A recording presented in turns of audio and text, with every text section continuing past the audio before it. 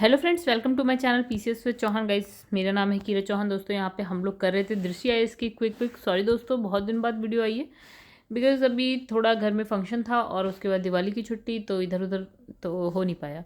चलिए अब रेगुलर रहेगी वीडियो, क्योंकि अब मैं अपने जो जहाँ मैं रहती हूँ मतलब अपना ठिकाना जो है वहाँ पहुँच चुकी हूँ। ठीक है, अभी तक थोड़ा आउट ऑफ टाउन की वजह से वीडियो नहीं बन पाई। चलिए कोई बात नहीं।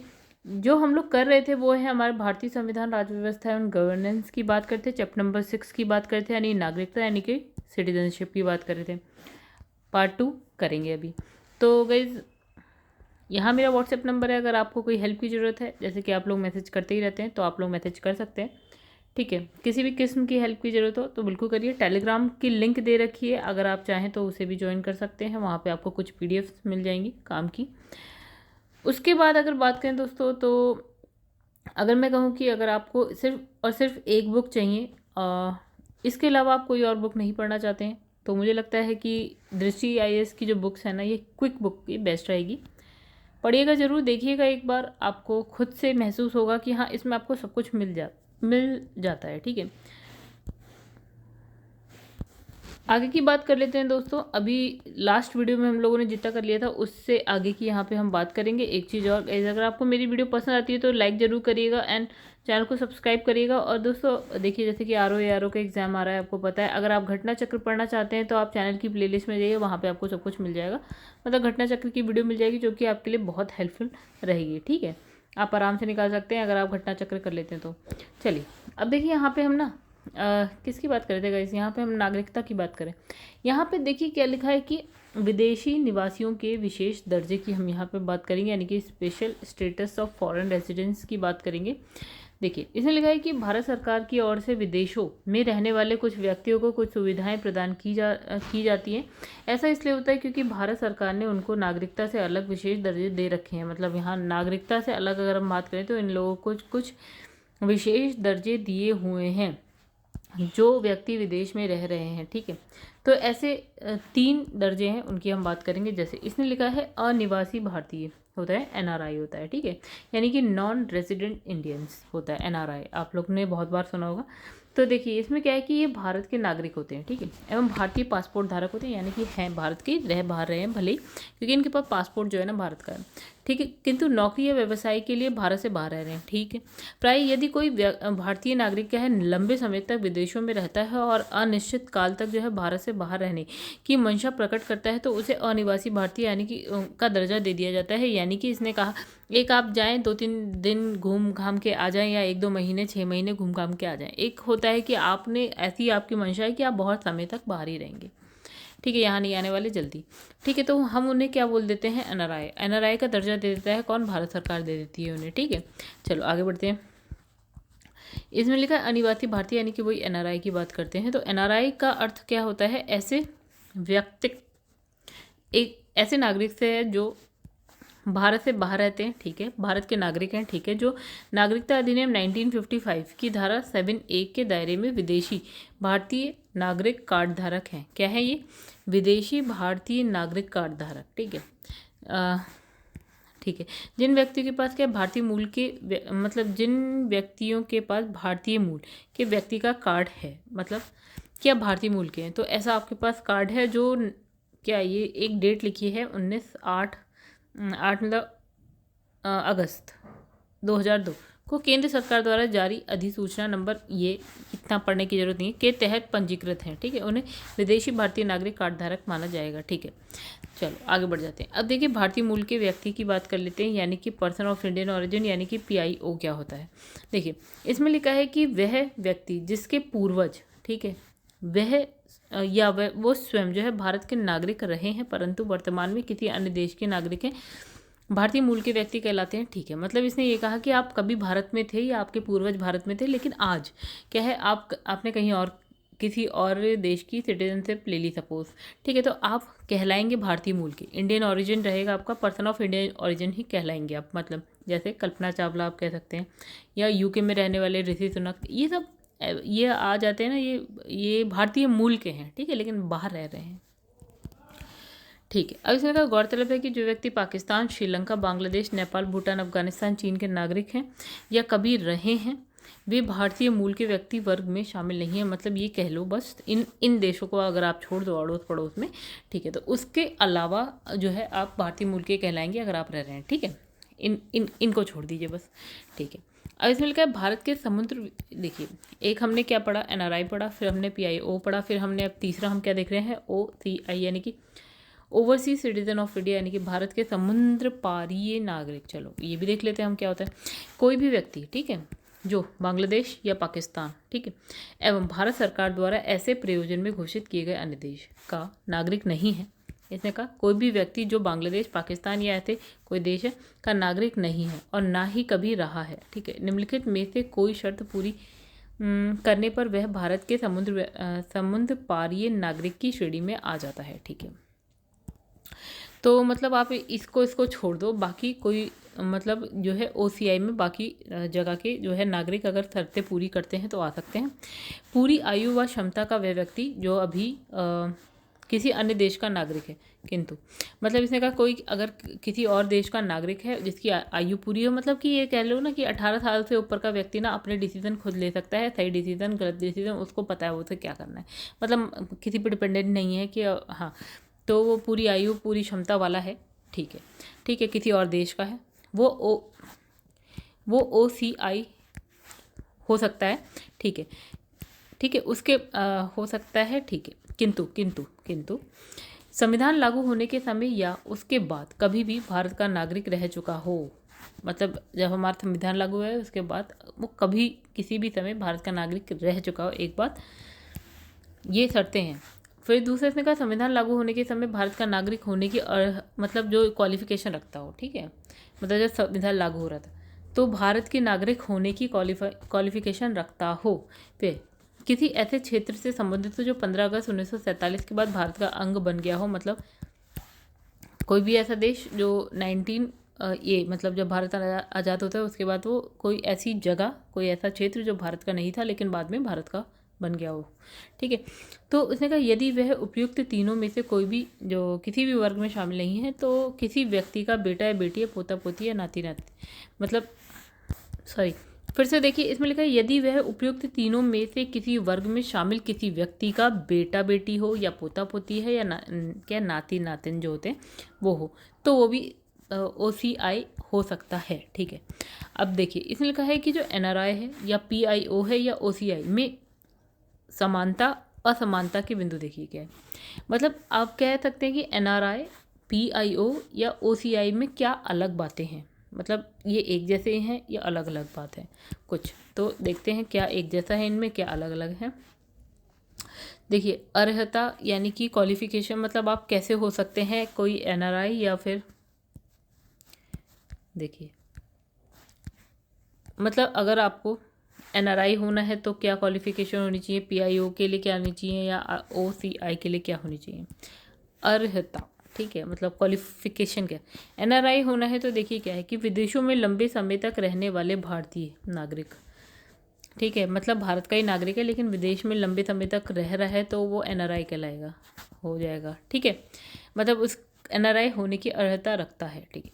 अब देखिए फिर अब इसने कहा PIO की बात कर लेते हैं, है ना, PIO, तो PIO में ऐसे विदेशी नागरिक जिसने कभी भारतीय पासपोर्ट धारण किया या जिसके माता पिता नाना नानी दादा दादी में से कोई भी भारत शासन अधिनियम 1935 के अंतर्गत परिभाषित भारत का नागरिक रहा हो, मतलब या तो वो व्यक्ति खुद रहा हो कभी या उसके मम्मी पापा नाना नानी दादा दादी उनमें से कोई रहा हो, अथवा किसी ऐसे क्षेत्र का निवासी जो 15 अगस्त 1947 के बाद भारत का अंग बन गया हो, वो अरे जो अभी हमने पढ़ाया गया वही सब, तो वो उस व्यक्ति और उसके वैवाहिक संबंधी को भी भारतीय मूल का व्यक्ति यानी कि PIO माना जाएगा, मतलब वो व्यक्ति तो हो ही जाएगा PIO और उसका जो पार्टनर होगा यानी कि उसकी वाइफ या उसका हस्बैंड जो वो भी हो जाएगा।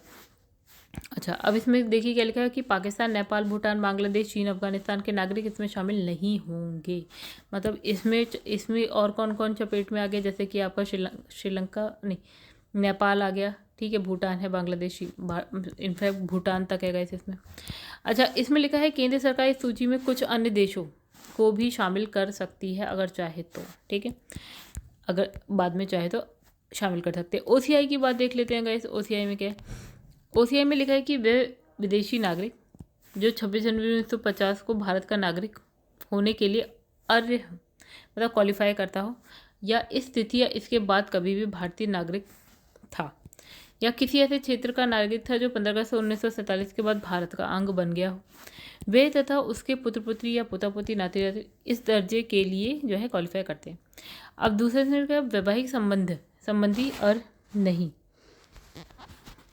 हालांकि नागरिकता संशोधन अधिनियम 1915 के अनुसार क्या है? OCI कार्ड उन वैवाहिक संबंधियों का भी बन सकेगा जिसके विवाह को हुए 2 वर्ष का समय मतलब जिसके विवाह के 2 साल हो चुके हों।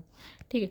इसमें पाकिस्तान बांग्लादेश के नागरिकों तथा उनके परिवार के लिए कोई दर्जा नहीं है। मतलब पाकिस्तान बांग्लादेश से OCI कोई नहीं हो सकता। ठीक है। अगर सुविधाएं क्या मिलेंगी अभी जो NRI है उसको क्या सुविधाएं मिलती है? केंद्र सरकार द्वारा घोषित सभी मतलब जो केंद्र सरकार जितने भी नागरिक की सुविधाएं देती है वो इनको भी मिलेगा, NRI को, है ना। फिर PIO में 15 वर्ष तक क्या है? वीज़ा की आवश्यकता नहीं होगी इन लोगों को। ऐसे आओ ऐसे जाओ घूमो फिरो। एक यात्रा में 180 दिन तक जो है पंजीकरण यानी कि रजिस्ट्रेशन कराने में छूट अवधि बीत जाने पर जो है 30 दिनों के भीतर पंजीकरण अनिवार्य है। मतलब 180 फिर 30 दिनों के भीतर आपको फिर से रजिस्ट्रेशन करवाना पड़ेगा। अनिवार्य भारतीयों को मिलने वाली आर्थिक वित्तीय शैक्षिक सुविधा को उपलब्ध, किंतु कृषि संपत्ति और जो है बागान खरीदने में छूट नहीं है। मतलब इसने कहा आप सब कर सकते हैं, कृषि संपत्ति बागान नहीं खरीद सकते। अच्छा, आ जाते हैं OCI में। OCI में क्या है? जीवन पर्यंत वीज़ा आपको मिल जाएगा अगर आप OCI कार्ड धारक हैं तो। मतलब आपको एक ही बार में वीज़ा मिल जाएगा, छुट्टी, कभी भी आओ कभी भी आओ। कितनी भी लंबी यात्रा पंजीकरण कराने की आवश्यकता नहीं होगी आपको। अनिवासी भारतीयों को मिलने वाली आर्थिक वित्तीय शैक्षणिक सुविधा तो उपलब्ध है, किंतु जो है फिर वही इन्हें कृषि संपत्ति बागान खरीदने में छूट नहीं होगी, यानी ये नहीं खरीद सकते। चलो आगे देखते हैं। फिर इसमें लिखा है किन कार्यों की अनुमति है NRI को? तो नागरिक द्वारा किए जाने वाले कार्यों के समान। मतलब जो भारत का नागरिक है, भारत में जो रह रहा है, जैसे उसको है वैसे इसको है NRI और भारत में रहने वालों में ज़्यादा कुछ फ़र्क है ही नहीं। अच्छा, यहाँ पे देखिए क्या है आपका PIO में? पर्वतारोहण, मिशनरी कार्य, अनुसंधान, प्रतिबंधित क्षेत्रों की यात्रा के लिए विशेष अनुमति की आवश्यकता है, यानी कि अगर आपको ये काम करना है तो आपको सरकार से अनुमति लेनी पड़ेगी। अच्छा, OCI में देखिए पर्वतारोहण, मिशनरी कार्य, अनुसंधान, प्रतिबंधित क्षेत्रों के लिए विशेष अनुमति की आवश्यकता है, इनको भी आवश्यकता है। ठीक है। अब इसमें भारतीय नागरिक की अर्हता, ये भारतीय नागरिक ही है। तो PIO के लिए इसने कहा कि कम से कम 7 वर्ष के लगातार निवास के बाद जो है आवेदन करें आप। मतलब कम से कम 7 साल पहले रहिए, उसके बाद आवेदन करेंगे आप। फिर पंजीकरण के 5 वर्ष बाद, यानी आप रजिस्ट्रेशन करा लेते हैं, उसके 5 साल बाद आवेदन कर सकते हैं, किंतु आवेदन से पहले जो है भारत में आपको पूरा 1 साल रहना पड़ेगा। ठीक है, आगे बढ़ जाते हैं। अब इसमें मताधिकार की बात करें तो NRI को है, PIO को नहीं है, OCI को नहीं है। संवैधानिक पद पर नियुक्ति की बात करें तो बिल्कुल NRI बंदा ले सकता है, बाकी ये दोनों नहीं ले सकते। भारत में शिक्षा की बात करें तो हाँ और हाँ, तो इन्हें अनिवासी भारतीय कोटे में आएंगे ये लोग। ठीक है। भारत में भारतीय मुद्रा में खाते खोलने की सुविधा हाँ है, इन्हें भी है, इन्हें भी सभी को है।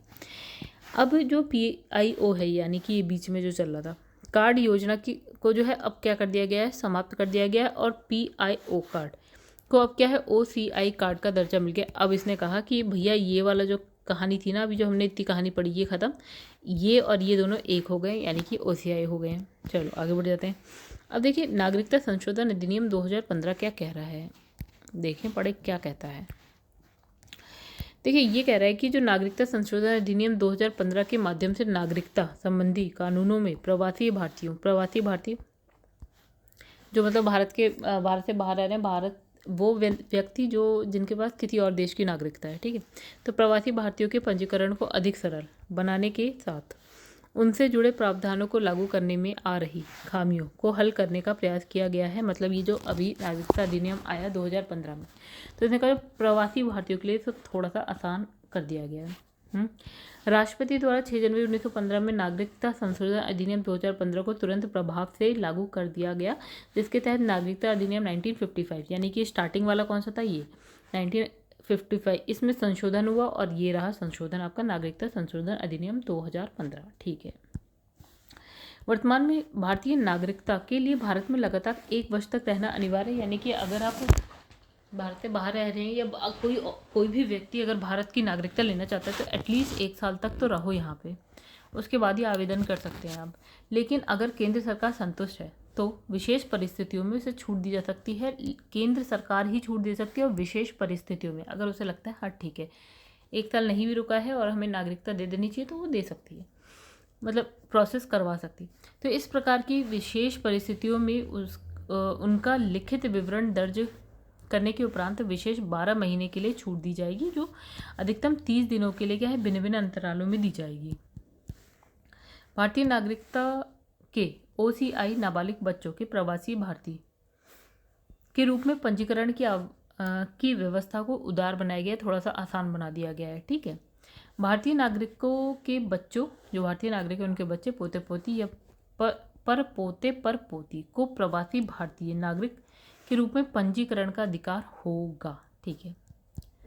अब कुछ शर्तों के साथ जो है धारा 7A के तहत पंजीकृत प्रवासी भारतीय नागरिक के पति पत्नी, किसी भारतीय नागरिक के पति पत्नी के प्रवासी भारतीय नागरिक के रूप में पंजीकरण की व्यवस्था, ये सब आया था हमारा जब नागरिकता संशोधन अधिनियम 2015 में। ठीक है, इतना नहीं पूछेंगे।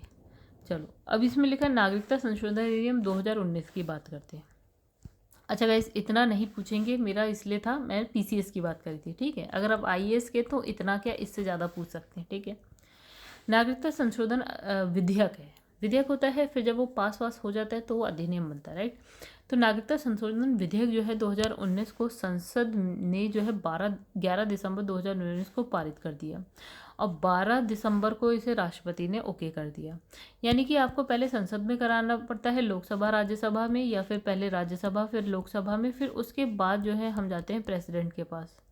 तो ये हो गया संसद को 11 दिसंबर 2019 में और प्रेसिडेंट ने 12 दिसंबर 2019 को हाँ कह दिया।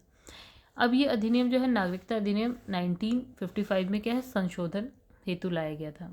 जब नागरिकता संशोधन अधिनियम है इस वाले में ही संशोधन है। ठीक है। तो ये अधिनियम अफगानिस्तान, बांग्लादेश, पाकिस्तान, ये 3 देश हैं। ठीक है। इसके 6 धार्मिक समुदाय कौन कौन से, हिंदू, सिख, बौद्ध, जैन, पारसी और ईसाई। अफगानिस्तान, बांग्लादेश, पाकिस्तान में जो ये 6 धर्म के लोग हैं ना, उनको अवैध विदेशी प्रवासियों को भारतीय नागरिकता के योग्य बनाता है। मतलब अगर ये लोग भारत में रह रहे हैं और भारतीय नागरिकता लेना चाहते हैं तो आप इसके लिए क्वालिफाई करते हैं। सिर्फ इन देशों के 6 धर्म के लोग, इसके अलावा किसी धर्म की बात नहीं कही गई है। तो ये उन लोगों पर लागू होता है जो अपने अपने देशों में धर्म के आधार पर प्रताड़ना के भय से भारत में शरण लिए हुए हैं। मतलब कि अगर वो किसी और देश में हैं और उनको वहाँ पे माइनॉरिटीज़ हैं ये, तो उनको वहाँ पे परेशान किया जा रहा है और ये भारत में भाग के आ गए हैं, तो इनको ये अधिकार है, मतलब इनको ये वो है कि आप भारत की नागरिकता ले सकते हैं। 31 दिसंबर 2014 के पहले भारत में प्रवेश कर चुके हों, लेकिन वो मतलब ये डेट दे दी है कि इससे पहले अगर आप भारत में प्रवेश कर चुके हैं, इन 6 धर्मों के इन 3 देशों से हैं, तो आप भारत की नागरिकता के लिए अप्लाई करिए। तो इस अधिनियम ने स्वाभाविक रूप से जो है भारत की नागरिकता हेतु आवेदनकर्ताओं यानी कि जो 6 समूह हैं के लिए योग्यता एक निश्चित समय अवधि से भारत में रहे हों, केंद्र सरकार में नौकरी हो, कम से कम 11 वर्ष का समय भारत में बिताया हो, को संशोधित करते हुए घटाकर, अब ये 11 वर्ष का समय कम से कम भारत में बिताया तो इसको घटा दिया। इसने कह दिया कि अगर आप पिछले 5 साल से भी हैं तो भी आप काम कर सकते हैं, मतलब आगे बढ़ सकते हैं नागरिकता के लिए। अब इसने लिखा भारतीय दंड संहिता यानी कि IPC की धारा जो 7 है, भारत के किसी भी नागरिक द्वारा किए गए आपराधिक कृत्यों को जो है परिभाषा व दंड का प्रावधान करती है। ठीक है। किंतु यह दंड संहिता जो भारतीय सेना जम्मू कश्मीर में लागू नहीं होती है। ठीक है। यानी कि IPC की धारा जो 7 है जम्मू कश्मीर और भारतीय सेना के लिए लागू नहीं है। हालांकि अब देखिए यहाँ पे क्या लिखा है कि 31 अक्टूबर 2019 से क्या होता है, जम्मू कश्मीर पुनर्गठन अधिनियम 2019, जब जम्मू कश्मीर अलग हो गया, मतलब राज्य टूट के 2 केंद्र शासित प्रदेशों में विभाजित हो गया था, उस समय की बात हो रही है। 31 अक्टूबर 2019 में जो ये अधिनियम लागू है, तो इसके प्रभावी होने से क्या हो गया कि अब ये जो संहिता है ना, ये जम्मू कश्मीर पर भी लागू हो रही है। ठीक है, पहले लागू नहीं थी भारतीय सेना और जम्मू कश्मीर पर, लेकिन हाँ जब ये जम्मू कश्मीर अधिनियम आया जम्मू कश्मीर का, उसके बाद से उस पर भी लागू होने लगी। और इसमें लिखा डॉक्टर एल.एम. सिंघवी की अध्यक्षता वाली एक उच्च स्तरीय कमेटी ने क्या किया कि 9 जनवरी को प्रवासी भारतीय दिवस मनाने की सिफारिश करी। यानी कि ये हो गया एक क्वेश्चन कि प्रवासी भारतीय दिवस कब मनाया जाता है, तो ये मनाया जाता है 9 जनवरी को। अब 9 जनवरी 1915 को क्या हुआ था, एक्चुअल क्यों 9 जनवरी? कि देखिए 1915 आपको याद होगा, चाहे 9 जनवरी याद हो ना हो, तो इसमें क्या होता है ना कि महात्मा गांधी दक्षिण अफ्रीका की यात्रा से क्या है, भारत लौटते हैं वापस। ठीक है, इसी उपलक्ष्य में क्या होता है, 9 जनवरी को ही हम क्या बताते हैं, प्रवासी भारतीय दिवस मनाया जा रहा है। यानी महात्मा गांधी जब चले गए थे दक्षिण अफ्रीका से, जब आते हैं 2015 में, तो 9 जनवरी को आते हैं, तो ये हो गया प्रवासी भारतीय दिवस। तो प्रवासी भारतीयों को देश से जोड़ने का मकसद लेकर नई दिल्ली में 9 से 11 जनवरी 2003 के बीच क्या पूर्व प्रधानमंत्री जो थे अटल बिहारी वाजपेयी, उनके कार्यकाल में पहला प्रवासी भारतीय दिवस का आयोजन हुआ था। यानी कि जब अटल बिहारी वाजपेयी 2003 में प्राइम मिनिस्टर थे, उनकी सरकार थी, तब ये जो है ना स्टार्ट हुआ था प्रवासी भारतीय दिवस की कहानी। अच्छा, अब आधार क्या है? इसलिए का दिसंबर 2016 में क्या है, कलकत्ता उच्च न्यायालय यानी कि कलकत्ता जो हाईकोर्ट है, उसके द्वारा दिए गए एक निर्णय के अनुसार आधार कार्ड का प्रयोग नागरिकता या अधिवास के प्रमाण के रूप में नहीं किया जा सकता। ये हो गई बड़ी बात। अब इसने कहा UIDAI के अनुसार, देखिए जब आप आधार की बात करते हैं तो आप इस वेबसाइट पे जाते हैं, इसके अनुसार क्या है कि एक बार जारी करने के पश्चात इसे निर्गत करने वाला प्राधिकरण आधार संख्या को निष्क्रिय लुप्त कर सकता है। चलिए क्वेश्चन आंसर देख लेते गाइस। अब यहाँ क्या लिखा है, भारतीय संविधान निम्न में से कौन सी नागरिकता प्रदान करता है? दोहरी, एकहरी करता है, मतलब सिर्फ भारत का नागरिक होता है बंदा। ठीक है। अच्छा, भारतीय संविधान के भाग 2 में किन अनुच्छेदों में नागरिकता संबंधी प्रावधानों का उल्लेख है?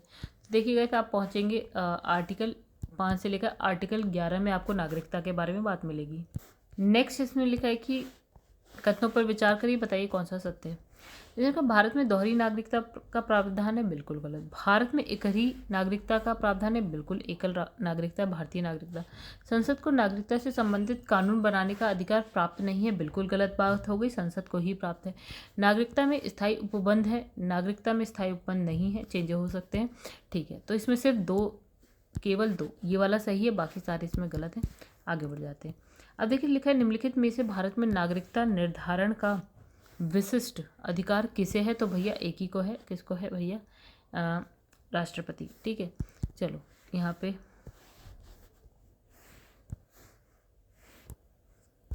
लिखा है आधार कार्ड का प्रयोग जो है नागरिकता और अधिवास के प्रमाण के रूप में किया जा सकता है।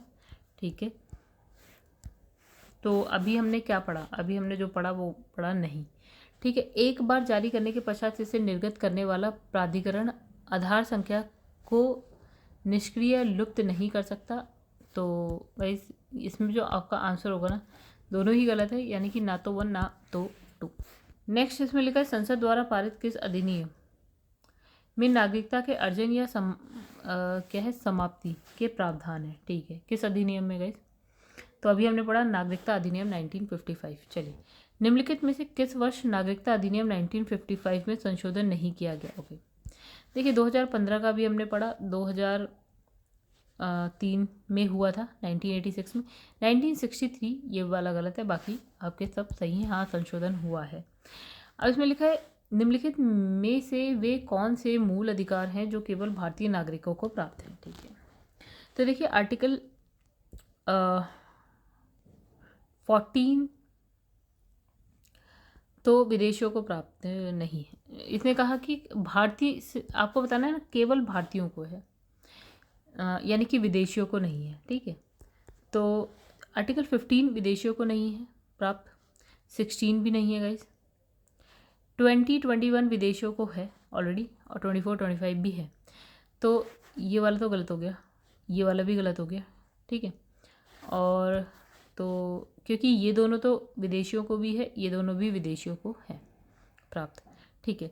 उसके बाद अगर हम बात करें तो धर्म का अधिकार ये वाला है विदेशियों को प्राप्त। तो गाइस इसमें अब बचा एक हमारे पास 15, 16, 19, 29 एंड 30। तो ये आर्टिकल्स आपको पता होने चाहिए कि किससे रिलेटेड है, ठीक है, तो आप आराम से बता सकते हैं। अब इसमें लिखा है भारतीय संविधान द्वारा विदेशियों को प्राप्त मूल अधिकार कौन से हैं। अब विदेशियों को कौन कौन से मूल अधिकार प्राप्त हैं भैया, ये बताओ। तो विदेशियों को कौन कौन से है गाइस, देखिए 2021 है, 21 देखिए अभी हमने पढ़ा 15 नहीं है विदेशियों को, तो ये वाला तो हो गया आपका गलत, ठीक है। और 14 विदेशियों को प्राप्त है बिल्कुल, और 19 में आपको बहुत कुछ नहीं प्राप्त है, 19 नहीं है, ठीक है। तो आप इसका 2021 है, 29, 30, ठीक है। तो कैसे इसका आंसर देखिए बहुत सिंपल है, आपको ये सारे अधिकार प्राप्त हैं, ऑलमोस्ट ये सी आंसर है इसका। अब यहाँ पे आ जाता है क्वेश्चन नंबर 10, लिखा है कानूनी दर्जे के आधार पर व्यक्तियों के निम्नलिखित कौन से वर्ग हैं। ओके, तो हमें पता है एक होते हैं व्यक्ति नागरिक, ठीक है, अनदेशी, राजविहीन व्यक्ति होते हैं, शरणार्थी होते हैं, ये होते हैं 4, ठीक है। ये शत्रु मित्र, शत्रु वत्रु वित्र ये सब नहीं होते, ठीक है। आगे बढ़ते हैं, नेक्स्ट क्वेश्चन पे आ गए हम लोग। इसमें लेकर निम्नलिखित कथनों पर विचार कर लेते हैं। चलो, नागरिकता अधिनियम 1955 में नागरिकता अर्जन के 5 शर्तों का उल्लेख है, तो ये हो गई बात गलत। फिर इसमें नागरिकता अधिनियम 1955 में नागरिकता समाप्ति के 3 आधारों की बात कही गई है, तो गाइस ये हो गया आंसर डी, यानी कि दोनों गलत है। अब आगे बढ़ते हैं। अब लिखा है निम्नलिखित में से किस भारतीय दंड संहिता की धारा में भारतीय नागरिक द्वारा किए गए आपराधिक कृत्यों हेतु परिभाषा या दंड का प्रावधान है। ये 1955 के नागरिकता अधिनियम में प्रवासियों हेतु भी शामिल है। तो अभी हमने पढ़ा IPC की धारा 7A, ठीक है। आगे बढ़ते हैं। नागरिकता संशोधन अधिनियम 2015 में किस कार्ड धारक को विलय किस में किया गया था। हमने कहा था PIO, अब ख़त्म कर दिया गया था, इसको हमने किस में मिला दिया था, OCI में, ठीक है। आंसर हो गया ए। भारतीय नागरिकता नहीं प्राप्त की जा सकती है, तो जन्म द्वारा तो हो सकती है प्राप्त, देशीयकरण द्वारा हो, किसी भूभाग के सम्मिलित होने पर भी हो सकती है, भारतीय बैंक में धन जमा करने से नहीं हो सकती, तो बहुत ही बकवास का क्वेश्चन है। नागरिकता संशोधन अधिनियम 2015 के अंतर्गत निम्नलिखित में से कौन भारतीय कार्ड धारक प्रवासी के रूप में पंजीकृत होने के लिए जो है क्वालिफाई नहीं करता है। तो वे भारतीय जो विभाजन के उपरांत पाकिस्तान प्रवासित हो गए थे, यानी कि जो विभाजन हुआ तो जो पाकिस्तान चले गए थे वो नहीं कर सकते, ठीक है। आगे बढ़ते हैं, ठीक है। अब इसमें लिखा है किस देश में दोहरी नागरिकता का सिद्धांत है। देखिए भारत में एकल नागरिकता है, यहाँ भी USA में दोहरी नागरिकता है, यानी कि USA की भी है और अपने अपने स्टेट्स की भी है। चलो अब इसमें निम्नलिखित कथनों पर विचार कर लेते हैं। चलो भैया बहुत ही बड़ा सा क्वेश्चन है, चलिए। तो इसमें लिखा है नागालैंड, असम, मणिपुर, आंध्र प्रदेश, सिक्किम, मिजोरम, अरुणाचल प्रदेश, गोवा की प्रादेशिक मांगों को देखते हुए भारत के संविधान में आर्टिकल 371A से लेकर 371I अंतर्विष्ट है किए गए हैं। तो चलो ये बात हो गई गलत।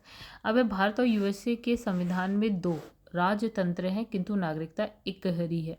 ओके गाइस, ये बात हमें बताना है कौन सा सत्य है, ठीक है। अब यहाँ मैं कंफ्यूज हो रही, रुको। तो गाइस देखिए पहली वाली बात सही थी, ठीक है। आगे बढ़ते हैं। दूसरी वाली बात तो बिल्कुल ही गलत है, क्योंकि USA की नागरिकता दोहरी है, भारत की एक हरी है। इसमें कोई व्यक्ति जो देशीकरण द्वारा भारत का नागरिक है किसी भी अपनी नागरिकता से वंचित नहीं किया जा सकता, बिल्कुल किया जा सकता है। तो ये बात भी हो गई गलत। अगर आप ऐसा कोई काम करते हैं कि नागरिकता ले लेनी चाहिए तो ले ली जाएगी। तो आंसर हो गया इसका केवल ए हो गया। इसमें कहा है कि नागरिकता का अर्थ बताना है यहाँ पर, ठीक है। तो देखिए नागरिकों के पूर्ण सिविल और राजनीतिक अधिकार होते हैं, बिल्कुल। लोकसभा और हर राज्य की विधानसभा के निर्वाचन के लिए मताधिकार है, इनको मतलब वोट दे सकते हैं, बिल्कुल दे सकते हैं। संसद विधानसभा का सदस्य बनने का अधिकार होता है, बिल्कुल सही है, यानी कि तीनों ही बात सही है इसमें। चलो अब आ जाते हैं नेक्स्ट पे। तो अब इसमें लिखा है 2003 में भारत के नागरिकता अधिनियम में संशोधन द्वारा अंतः स्थापित प्रवासी भारतीय नागरिक यानी कि OCI की श्रेणी के बारे में बताना है आपको, ठीक है। OCI के बारे में बताना है। तो देखिए यहाँ पे जो कहानी है, अच्छा, OCI के बारे में हमने पढ़ा था कि ये भारतीय मूल के व्यक्ति यानी कि IPIO को जो किसी अन्य देश के नागरिक हैं दोहरी नागरिकता प्रदान करता है। चलो ठीक बात है। ये जो है PIO को जो किसी अन्य देश की नागरिक है बिना नागरिकता के OCI कार्ड प्रदान करता है, ये हो गई गलत बात। ये OCI को भारत में आम चुनाव में मतदान की अनुज्ञा देता है, मतलब वो मतदान कर सकता है। चलिए आइए देखेंगे इस, अभी हमने पढ़ा था हाँ या ना। तो देखिए मताधिकार कहाँ गया, तो यहाँ तो लिखा है नहीं। तो गैस ये हो गया आपका, यहाँ पे है अनुज्ञा का मतलब क्या होता है गैस, इसका मतलब मुझे नहीं पता। इसका आंसर वैसे 1 और 3 है, ठीक है। ये OCI को भारत में बिना वीज़ा के यात्रा करने की मंजूरी देता है। तो दोस्तों इसका आंसर क्या है, पहले मैं ये देखूँ, बहुत कंफ्यूज हूँ मैं।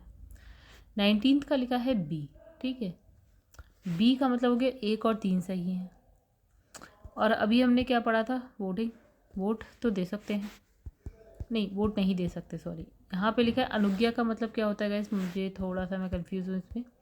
दूसरे इसमें लिखा है कि बिना वीज़ा की यात्रा करने की मंजूरी देता है। चलो एक चीज़ और देख लेते हैं, कंफर्म करते हैं ज़रा। तो बिना वीज़ा के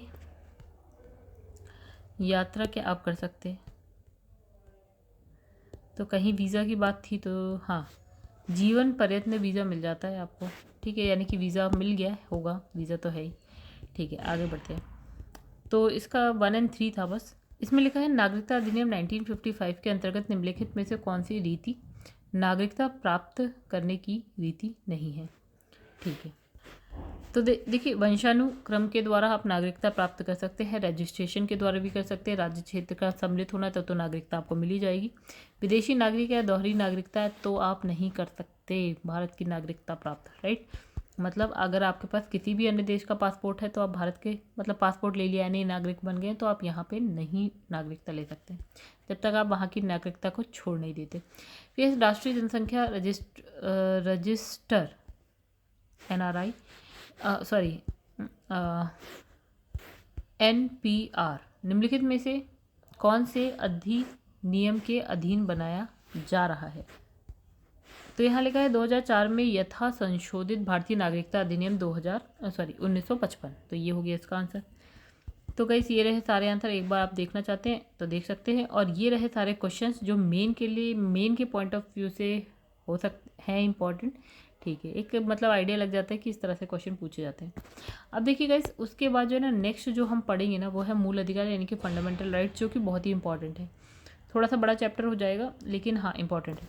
तो दोस्तों अगर आपको मेरी वीडियो पसंद आए तो उसे लाइक करिएगा, चैनल को सब्सक्राइब नहीं किया है तो सब्सक्राइब कर लीजिएगा। घटना चक्र की वीडियो अगर आपको देखनी है तो चैनल की प्लेलिस्ट में जाइए, मज़ा आ जाएगा, पढ़िएगा जरूर और कमेंट करके जरूर बताइएगा कि आपको कैसे लगे। चैनल को सब्सक्राइब करिएगा अगर आपको अच्छे लगे तो।